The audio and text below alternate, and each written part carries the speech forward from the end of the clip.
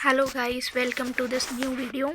I really want to apologize for this um, huge break. That was because मेरे exams चल रहे थे and now they are finally over. So yeah, we are back on this track and now we are continuing this series. ठीक है, based on class 11 psychology. Okay, so yeah, we were studying first unit and let's continue जो भी हमने पढ़ा है उसके बाद के topic I am going to continue. ठीक है, from today and this is the first part of it. So yeah, today we are going to study about the branches of psychology. So yes, देखिए psychology क्या है, एक बहुत ही huge topic है. ठीक है, और इसमें बहुत सारे एस्पेक्ट्स हैं. ठीक है, ये जो सब्जेक्ट है ये बहुत ही ज़्यादा डाइवर्स है, इसके बहुत सारे ब्रांचेस हैं, एक बहुत ही वाइड एरिया को कवर करता है. तो हर एक एक्सपेक्ट को पढ़ना, ठीक है, बहुत ही ज़्यादा ज़रूरी है, बहुत ही ज़्यादा मायने रखता है इन साइकोलॉजी. सो या उन्हीं ब्रांचेस के बारे में दोज डाइवर्स कंपोनेंट्स जो हैं, ठीक है, जो कि साइकोलॉजी कवर करता है, उनको आज हम स्टडी करने वाले हैं. सो या फर्स्ट लाइन क्या कहती है कि there are various fields of specialization. ठीक है, specialization like science is what, science में भी कितनी सारी चीज़ें हैं, बॉटनी है, जूलॉजी है. ठीक है, सिमिलरली सोशल साइंस है, उसमें पॉलिटिक्स है, हिस्ट्री है, इकोनॉमिक्स है. सो ऐसे ही साइकोलॉजी में भी बहुत सारी स्पेशलाइजेशंस हैं. ओके, जिनको हम सिंपली अंडरस्टूड करेंगे as a branches of psychology. So या पहली जो है वो है कोग्निटिव साइकोलॉजी. कौन सी है? कोग्निटिव साइकोलॉजी है. कोग्निटिव साइकोलॉजी है.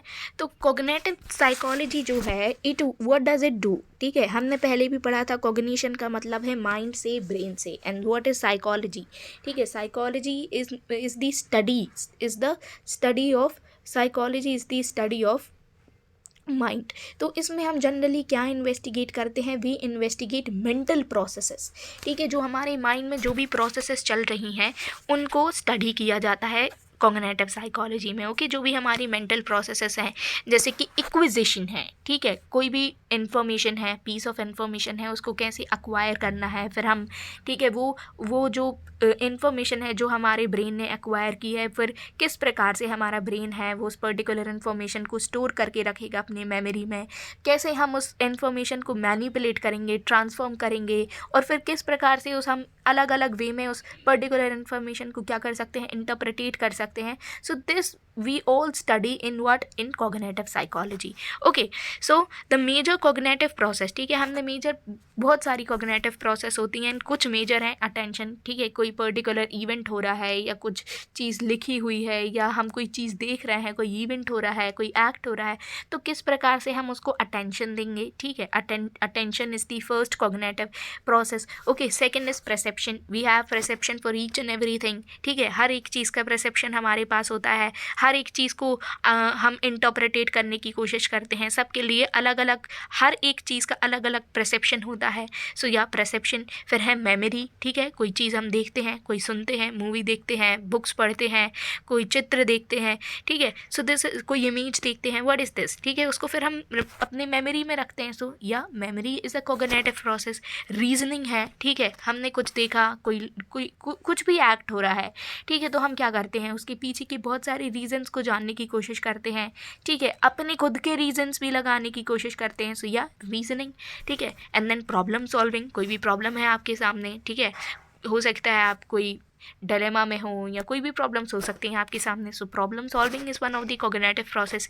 एंड या next is decision making and language. ठीक है, तो ये सारी क्या है, कोग्निटिव प्रोसेस है. और जब हम इन कोग्निटिव प्रोसेस को क्या करते हैं, स्टडी करने की कोशिश करते हैं, तो उसी को हम क्या कह सकते हैं, कोग्निटिव साइकोलॉजी कहते हैं. ठीक है, then in order to study this cognitive process. ठीक है, अब कोग्निटिव प्रोसेस है, कोई भी प्रोसेस है, ठीक है, कोग्निटिव प्रोसेस है, उसको जनरली जो साइकोलॉजिस्ट हैं वो कैसे स्टडी कर सकते हैं, एक्सपेरिमेंट्स के थ्रू. ठीक है, एक्सपेरिमेंट्स, वेरियस एक्सपेरिमेंट्स वो अपनी लेबोरेटरी में कर सकते हैं. उन एक्सपेरिमेंट्स के द्वारा ये जो भी कॉग्निटिव प्रोसेस हो रही हैं उनको स्टडी कर सकते हैं. दूसरा है इकोलॉजिकल प्रोसेस. ठीक है, सॉरी, इकोलॉजिकल अप्रोच. ठीक है, इकोलॉजिकल अप्रोच में क्या है कि जो इन्वायरमेंट में जो भी फैक्टर्स हैं, जो भी लाइक नेचुरल सराउंडिंग है, नेचुरल सेटिंग है, ठीक है, हमारे पास, ठीक है, उसको देखकर समझ सकते हैं, कुछ हम परसेप्शंस बना सकते हैं.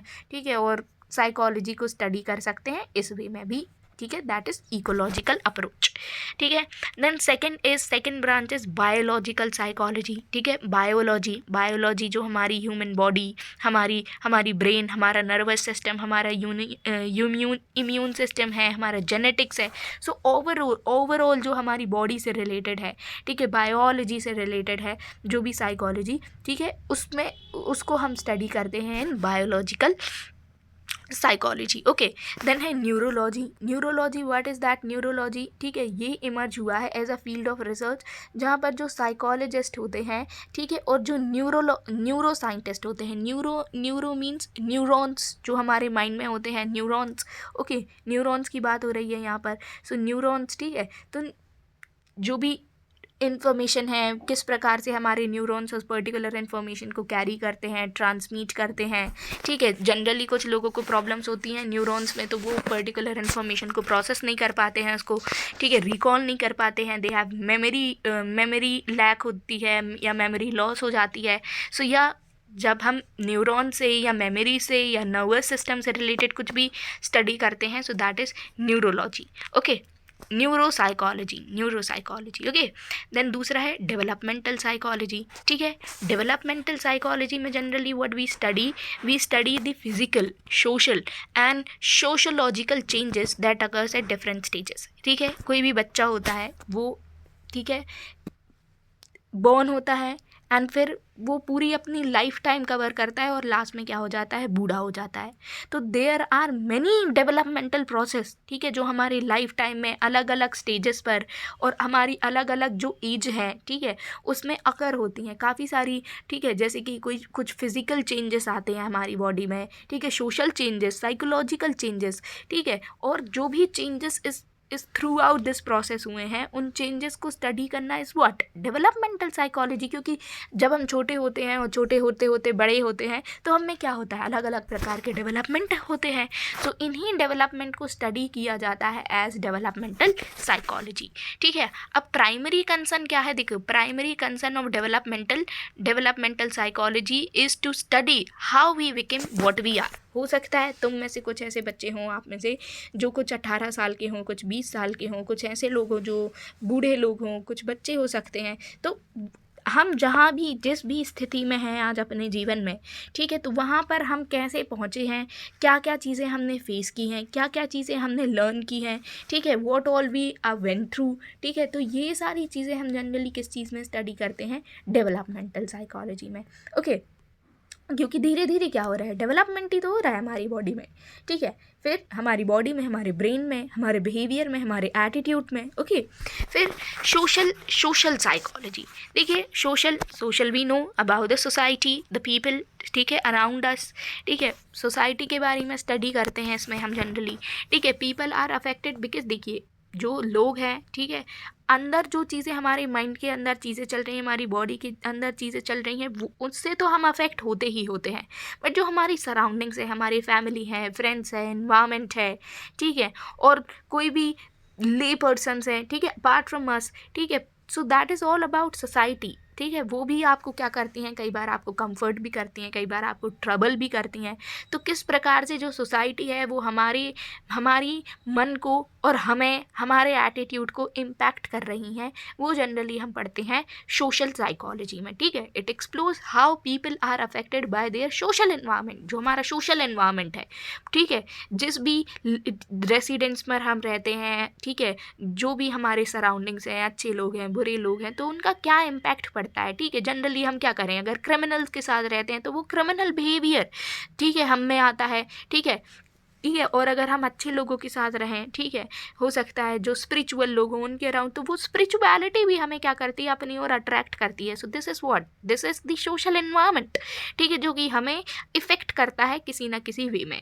How people think about and influence other, ठीक है, जो भी सोशल एनवायरनमेंट है हमारे अराउंड, तो हम इस सोशल एनवायरनमेंट के बारे में क्या सोचते हैं और ये सोशल एनवायरनमेंट हम पे क्या इन्फ्लुएंस किस प्रकार से हमें इन्फ्लुएंस करता है वो स्टडी करते हैं हम सोशल साइकोलॉजी में। फिर social psychologist are interested in such topics. Generally जो सोशल साइकोलॉजिस्ट होते हैं वो जनरली किस टॉपिक्स पर बात करते हैं? एटीट्यूड पर। हमारा एटीट्यूड हर एक टाइम में चेंज होता है, ठीक है। हमारे पेरेंट्स के लिए कुछ अलग एटीट्यूड होगा, हमारे फ्रेंड्स के लिए कुछ अलग एटीट्यूड होगा, ठीक है। कुछ ले पर्सन्स होंगे उनके लिए अलग एटीट्यूड होगा। So this attitude is changing according to the social settings.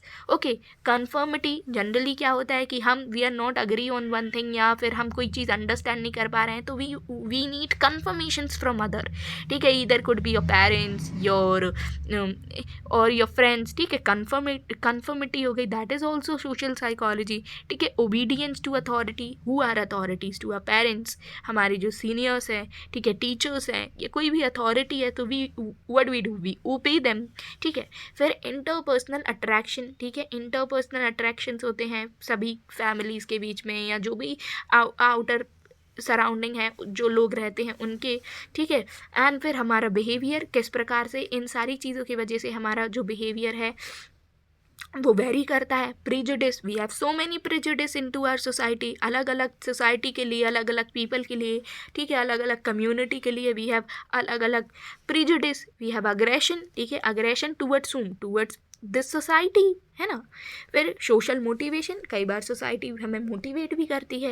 And then inter group relations, groups भी होते हैं, ग्रुप सेटिंग्स होती हैं, उनके रिलेशंस होते हैं, that is also affect us and our mind. So this is all about social psychology. Then cross cultural and cultural psychology. अब जैसे सोसाइटी होती है वैसे कल्चर भी होता है, ठीक है।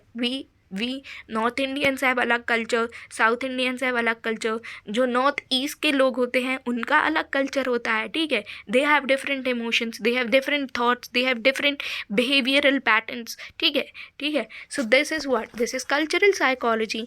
Cultural psychology examine the role of culture, कि किस प्रकार से एक जो कल्चर है, ठीक है, वो हमें इम्पैक्ट करता है। अब जनरली किसी कल्चर में मैंने, जैसे महाराष्ट्रियन कल्चर में मैंने देखा है, तो जो लड़कियां होती हैं they touch feet of their parents also, ठीक है। मतलब जो भी उनसे बड़े होते हैं उम्र में, ठीक है, उनके वो फीट टच करती हैं। बट अगर हम नॉर्थ इंडियन कल्चर में देखें तो जो गर्ल्स हैं वो जनरली किसी के पैर नहीं पड़ती, ठीक है। रेदर जो लड़के होते हैं या फादर होते हैं या लड़की से बड़ा कोई भी होता है वो लड़कियों के पैर छूता है। So this is what, this is cultural differences, है ना। तो ये जो कल्चर है ये भी क्या करता है, कहीं ना कहीं हमें इफ़ेक्ट करता है, हम पर कुछ इन्फ्लुएंस डालता है, हमारे बिहेवियरल पैटर्न पर, हमारी थिंकिंग प्रोसेस पर, हमारी अंडरस्टैंडिंग पर, हमारे थॉट्स पर, इमोशंस पर, ठीक है। So this is what, this is the cross cultural and cultural psychology, ठीक है। देन उसके बाद है इन्वायरमेंटल साइकोलॉजी, जिसमें हम क्या करते हैं, जो हमारा इन्वामेंट है, आउटर इन्वामेंट है, ठीक है। अब जैसे जैसे कि टेम्परेचर है, ठीक है, जो ज़्यादा टेम्परेचर में रहते हैं, ठीक है, हो सकता है उनके बिहेवियर में कुछ और स्पेशलाइजेशन मिले। रेदर जैसे कि India have a moderate temperature, ठीक है। वहीं अगर हम कनाडा जाएंगे, यूएस जाएंगे, ऑस्ट्रेलिया जाएंगे, दे हैव डिफरेंट इन्वायरमेंटल पैटर्न्स। तो हो सकता है लोगों के मन में इन चीज़ों को लेकर कुछ डिफरेंट परसेप्शंस हो, ठीक है, डिफरेंट अंडरस्टैंडिंग पैटर्न हो, ओके। फिर ह्यूमिडिटी, कई सारी जगह हैं जहाँ बहुत बारिश होती है, बट कई सारी जगह ऐसे भी हैं जहाँ पर बिल्कुल भी बारिश नहीं होती है, दे हैव नो ह्यूमिडिटी। कुछ ऐसी प्लेसेस हैं जहाँ पर पॉल्यूशन बहुत ही ज़्यादा है, but they are certain places, ठीक है, जो क्या करते हैं, जहाँ पर पॉल्यूशन बिल्कुल भी नहीं है, people go there, they visit there, ठीक है, they feel refreshing, they peaceful है ना। So this is also one thing. Natural disasters, कई बार नेचुरल डिज़ास्टर्स है, ठीक है, बहुत ही ज़्यादा इम्पैक्ट करते हैं लोगों के लिए, ट्रॉमा छोड़ के जाते हैं पीछे से, ठीक है। So this is what, all these settings, ठीक है, जो भी इन्वायरमेंटल फैक्टर्स हैं ये कहीं ना कहीं ह्यूमन बिहेवियर को क्या करते हैं, इम्पैक्ट करते हैं। So yeah this is environmental psychology, ठीक है। ये हमारे फिजिकल अरेंजमेंट को, ठीक है, इट ऑल्सो इंक्लूड, ठीक है, हमारे वर्क प्लेस को, हमारी हेल्थ को, हमारे इमोशनल स्टेट और जो हमारा इंटरपर्सनल रिलेशनशिप है, ठीक है, इन सभी चीज़ को इम्पैक्ट करता है हमारा environment. So this is about environmental psychology, okay. Then उसके बाद आगे है हेल्थ साइकोलॉजी, ठीक है। हेल्थ साइकोलॉजी की बात करते हैं यहाँ पर। हेल्थ साइकोलॉजी में क्या है, एक सेकेंड, हाँ, health psychology generally focuses on the role of psychological factors. जो साइकोलॉजिकल फैक्टर्स हैं जैसे कि स्ट्रेस है, ठीक है, हेल्थ हमें हेल्दी होना चाहिए मेंटली, फिजिकली, इमोशनली, ठीक है, स्ट्रेस पर, हमारे इमोशंस पर, एंजाइटी पर, ठीक है, इन सारी चीज़ों पर बात करते हैं, ठीक है, जनरली हम हेल्थ साइकोलॉजी में, कि कैसे हम इन चीज़ों को प्रिवेंट कर सकते हैं और कैसे इन चीज़ों को हम ट्रीट भी कर सकते हैं, जो भी हमें हेल्थ इश्यूज़ हैं या इलनेस है, ठीक है। सो स्ट्रेस जैसे कि है, तो हम देखेंगे कि स्ट्रेस के क्या फैक्टर हैं, ठीक है, what are the things which are leading to this stress and कैसे इस स्ट्रेस को कोप किया जा सकता है। This is an fine example of health psychology. Okay, then next is clinical and counselling psychology, ठीक है। Clinical and counselling psychology, it deals with causes, treatment and prevention of different type of psychological disorders, ठीक है। हमें क्या होता है, देखिए, हर इंसान को, ठीक है, कोई हो सकता है कोई जो है साइकोलॉजिकल डिसऑर्डर से जूझ रहा हो, ठीक है। The psychological disorders could be anxiety हो सकती है, डिप्रेशन हो सकता है, ठीक है, दैट ईटिंग डिसऑर्डर्स हो सकते हैं, एक हाइपर एक्टिविटी होती है जिसमें बच्चा जो है वो हमेशा बिल्कुल कॉन्सेंट्रेट ही नहीं कर पाता because he is always so hyperactive. So these are what, these are psychological disorders. और जब हम इनके कॉजेज़ को जानने की कोशिश करते हैं, ठीक है, इनको प्रिवेंट करने की कोशिश करते हैं, ट्रीटमेंट करने की कोशिश करते हैं, so that is counselling psychology, ठीक है।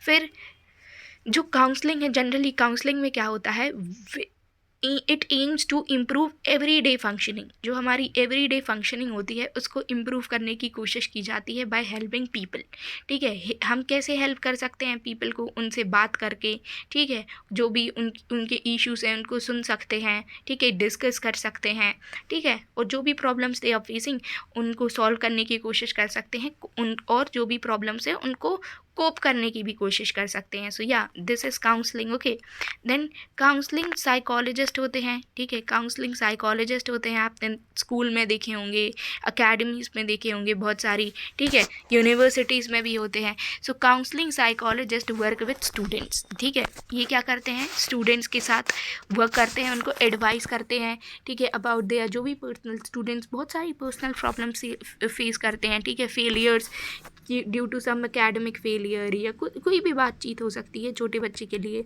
ठीक है, या करियर से रिलेटिंग होती हैं, ठीक है। तो काउंसलिंग में क्या होता है, generally psychologist advice them, discuss them, ठीक है।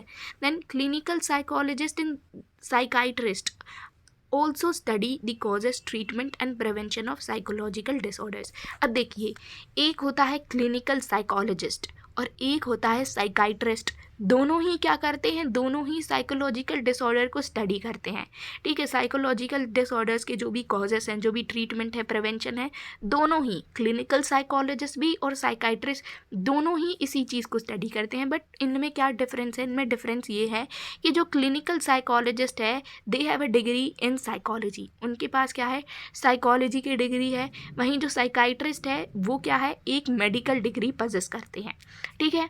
दूसरा क्या है, जो साइकाइट्रिस्ट हैं दे कैन प्रेस्क्राइब मेडिकेशन, आपको दवाइयाँ लिख सकते हैं, मेडिकेशन आपको प्रेस्क्राइब कर सकते हैं, and they can also give electric shocks, वो आपने टीवी में देखा होगा, इलेक्ट्रिक शॉक्स भी देते हैं, ठीक है। वहीं क्लिनिकल साइकोलॉजिस्ट ऐसा कुछ नहीं कर सकते, okay, they can only advice you, listen to you, ठीक है, ये सब होता है। वो कोई आपको मेडिकेशन या इलेक्ट्रिक शॉक वाला कोई ट्रीटमेंट नहीं दे सकते। फिर organisational and industrial psychology, it deals with workplace behaviour, ठीक है। हम ऑर्गेनाइजेशन में वर्क करते हैं, इंडस्ट्रीज़ में वर्क करते हैं, ठीक है। इसकी अलग अलग सेटिंग्स होती हैं, एम्प्लॉयज़ होते हैं, एम्प्लॉयर्स होते हैं, ठीक है, वेरियस अथॉरिटीज़ होती हैं, ठीक है, वर्क प्रेशर्स भी होते हैं इसमें, ठीक है। हर एक पर्सन का क्या होता है, अपना स्पेसिफिक फंक्शन होता है, अपनी ड्यूटीज़ हो सकती हैं। हो सकता है कि कुछ लोग ऐसे हों जो बहुत ज़्यादा ओवरबर्डन महसूस कर रहे हों, वो उस पर्टिकुलर ऑर्गेनाइजेशनल सेटिंग में अपने आप को फिट इन नहीं कर पा रहे हों, ठीक है। तो इस सिनेरियो में जो भी प्रॉब्लम्स अकर होती हैं, ठीक है, और वो किस प्रकार से एक इंडिविजुअल को क्या करती हैं, इम्पेक्ट करती हैं, वो सारी चीज़ें हम ऑर्गेनाइजेशनल और इंडस्ट्रियल साइकोलॉजी में स्टडी करते हैं। ओके, ठीक है। इसमें जो साइकोलॉजिस्ट होते हैं they are generally concern with की ट्रेनिंग में क्या प्रॉब्लम आ रही हैं जिसकी वजह से हो सकता है लोगों को प्रॉब्लम फेस करनी पड़ रही हों, एम्प्लॉयज़ देयर वर्किंग कंडीशंस, है ना। तो इन सब चीज़ों की जनरली बात होती है। Then next is educational psychology. ठीक है, एजुकेशन की बात होती है यहाँ पर। ठीक है, वी हैव ठीक है, स्टूडेंट्स हैं, टीचर्स हैं, टीचिंग मटेरियल है, स्टडी मटेरियल है। ठीक है, स्टूडेंट्स को क्या प्रॉब्लम फेस करनी पड़ रही है। ठीक है, what are the difficulties they are facing. तो ठीक है, तो क्या लर्निंग प्रोसेस कैसी इजी की जा सकती है, या फिर जो लर्निंग प्रोसेस में क्या हार्डशिप्स जो हैं स्टूडेंट्स फेस कर रहे हैं, टीचर्स फेस कर रहे हैं। तो जनरली इन सारी चीज़ों की बात होती है एजुकेशनल साइकोलॉजी में। ठीक है, फिर स्कूल साइकोलॉजी होती है। ठीक है, विद जनरली फोकसेस ऑन जो स्कूल गोइंग चिल्ड्रंस हैं। ठीक है, उनसे रिलेटेड जो भी प्रॉब्लम्स हैं, ठीक है, उनकी बात करते हैं स्कूल साइकोलॉजी में।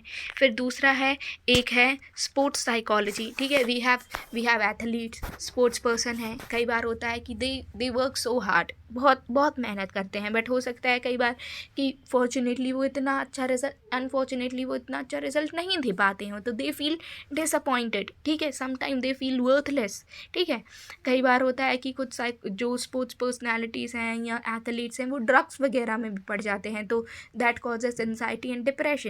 तो उनके लिए भी साइकोलॉजी होती है, जिसमें जो साइकोलॉजिस्ट हैं उनके बिहेवियर पे, ठीक है, और जो भी उनका बिहेवियर पैटर्न है उनको स्टडी करने की कोशिश करते हैं और फिर चीज़ों को रिस्टोर करने की कोशिश करते हैं, ताकि जो भी एथलीट्स हैं हमारे वो वकअप हों और भी अच्छा परफॉर्म करें। So yeah these are some different type of these were the different type of branches of psychology. However कुछ और भी ब्रांचेस हैं, जैसे कि एविएशन है। ठीक है, फ्लाइट्स वगैरह से रिलेटेड हैं, फ्लाइट अटेंडर्स होते हैं, पायलट्स होते हैं, they have a very hectic schedule, उनको भी साइकोलॉजिकल इश्यूज हो सकते हैं। ठीक है, स्पेस साइकोलॉजिस्ट हैं। ठीक है,